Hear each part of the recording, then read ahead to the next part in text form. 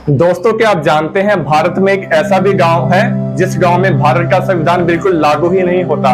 और वहां पर अगर आप एक भी चीज को छू दें तो आपके ऊपर जुर्माना और फाइन हो जाएगा। और आज मैं आपको इसी गांव की तरफ लेकर जाने वाला हूं। इस गांव के बारे में आपको कुछ बताने वाला हूं, लेकिन इस वीडियो में आगे जाने से पहले आपसे एक अनुरोध है कि इस चैनल को लाइक, सब्सक्राइब और शेयर जरूर करें और कमेंट बॉक्स में अपना कमेंट इस वीडियो को देखने के बाद जरूर दीजिए। दोस्तों, इस गांव का नाम मलाना है और ये कुल्लू में यानी हिमाचल प्रदेश में स्थित है। और ये गांव बहुत ही पुराना है जिसका हमें उल्लेख ऋग्वेद में भी मिलता है। और इस गांव की आबादी 2017 के अनुसार 4700 है। दोस्तों, आइए अब इस गांव की संसदीय व्यवस्था पर चलते हैं। दोस्तों, आपको जानकर बहुत ही हैरानी होगी कि इस गांव में भारत के संविधान का कोई भी रूल लागू नहीं होता। और यहाँ पे दो सदन हैं, एक ऊपर का सदन और एक नीचे का सदन। जो ऊपर का सदन होता है उसमें टोटल 11 मेंबर होते हैं।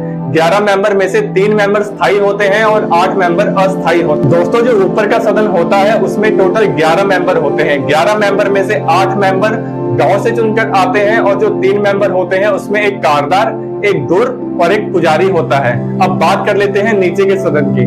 दोस्तों, जो नीचे का सदन होता है उसमें हर गांव के हर परिवार में से एक एक मेंबर चुनकर आता है। और इससे खास बात यह है कि अगर किसी भी मेंबर की गलती से मृत्यु हो जाए या अचानक मृत्यु हो जाए तो पूरा सदन भंग हो जाता है और इस सदन की दोबारा से निर्माण या उसकी व्यवस्था दोबारा से की जाती है। दोस्तों, यहाँ की जो चौपाल है, चौपाल के जो 2 सदन हैं, ऊपर का सदन ऊपर बैठता है, नीचे का सदन नीचे बैठता है। और जब भी इनके पास कोई केस आता है, गांव का कोई मुद्दा आता है, तो यही चौपाल उनका फैसला करती है। अगर इस चौपाल से ये फैसला नहीं हो पाता तो इसको अगले पड़ाव में भेज दिया जाता है। अगले पड़ाव में जमलू ऋषि हैं। जमलू ऋषि इनके कुल देवता है। उस मंदिर में जाकर जिन पक्षों का ये मसला होता है उन दोनों पक्षों से बकरे मंगाए जाते हैं और उन बकरों के पैरों में चीरा लगा दिया जाता है और उस चीरे में जहर भर दिया जाता है। और जिस पक्ष का बकरा पहले मर जाता है उसको ही दोषी करार दे दिया जाता है और उस पर ये कहा जाता है कि इस पर कोई भी सवाल नहीं उठा सकता। दोस्तों,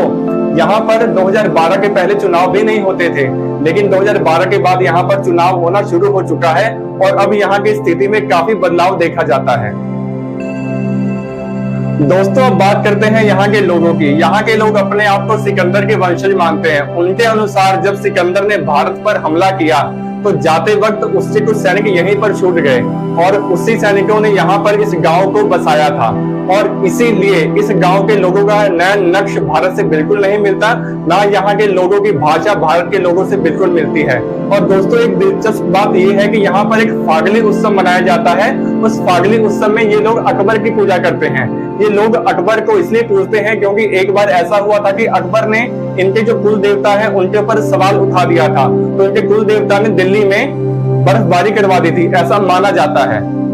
दोस्तों, हमने यहाँ के लोगों की बात तो कर ली, अब यहाँ के नियमों की बात करते हैं।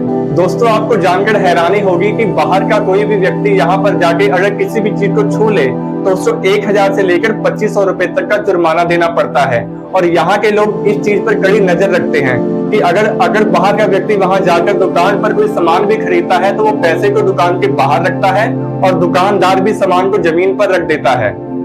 दोस्तों, यहाँ पर घूमने फिरने वाले जितने भी लोग आते हैं उनके रहने सहने की कोई भी व्यवस्था वहां पर नहीं है। अगर कोई वहां घूमने के लिए जाता है तो उसको उस गांव के बाहर टेंट लगाकर अपना रात अपना दिन गुजारना पड़ता है। दोस्तों, हमने यहाँ के नियमों के बारे में तो जान लिया, अब यहाँ के नशे के बारे में आपको बता देते हैं।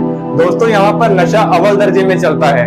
यहाँ की चरस पूरे विश्व में फेमस है, लेकिन यहाँ की चरस में जितनी गुणवत्ता पाई जाती है वो विश्व में कहीं नहीं पाई जाती। और भारत सरकार के लिए यहाँ के नशे को रोकना एक बड़ी चुनौती हो चुका है क्योंकि भारत सरकार का कोई भी रूल वहां पर लागू बिल्कुल नहीं होता। भारत के लिए ये गांव एक टेढ़ी खीर बन चुका है। अगर नशे को यहाँ से हटा दिया जाए तो उसके बाद इस गांव में बहुत सारे ऐसे रहस्य हैं जो बहुत ही गुप्त हैं और इन रहस्यों को जानने के लिए आपको उस गांव में एक बार जरूर विजिट करना चाहिए। उस गांव में आपको जरूर जाना चाहिए। बहुत बहुत धन्यवाद।